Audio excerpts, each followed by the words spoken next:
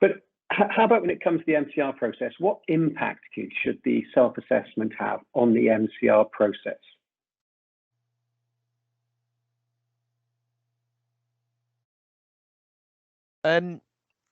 Well, it's part of the feedback that and I've said before. I think the feedback is the most important part of the MCR.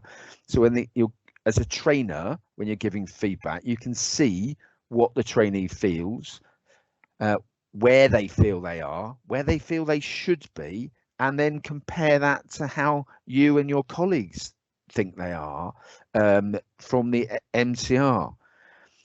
I would hope, and that's certainly from the evidence we've got over the last 2 years, that does appear to be the case, that the GPCs and the CRPs are well placed, and that any discrepancy would indicate the need to address either under or overconfidence. We're seeing that they match quite well on the whole, and that's what you'd hope.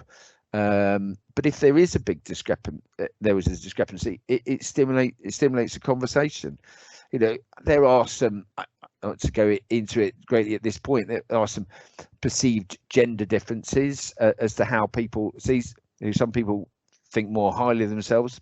Some people underscore themselves, but those are important things to deal with early on, I think, in that self-assessment MCR comparison.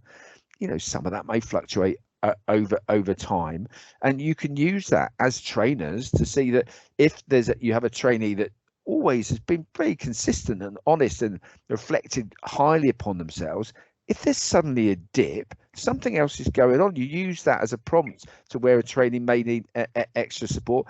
Equally, there's suddenly it flicks up and there's a bit of overconfidence aspect. There'll be a reasoning in relation to this, but it allows the trainer to recognise that and come up with a development plan agreement with the trainee.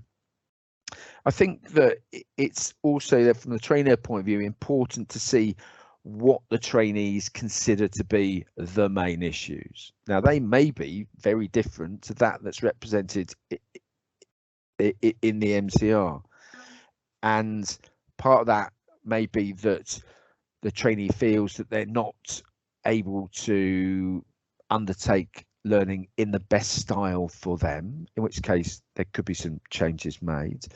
But also the trainee may feel that they're developing, or there is a developing issue that they're making them concerned that it just isn't being addressed in relation to some aspect of their skill set. And putting that in the self-assessment from a trainer's point of view, reading that means you're going to deal with it. And so that's what I think from a trainer's point of view is the AS or whoever it is that's giving the feedback will get to see that, and certainly AS within the learning agreements will get to see that. And I think as an AS, having read that, you should reflect that back to your trainer group, to the other clinical supervisors, so we could optimise the way that the trainee is developing. Ultimately, and that gives you better feedback as a unit as well if you're addressing those issues. Good, thank you. That's really helpful.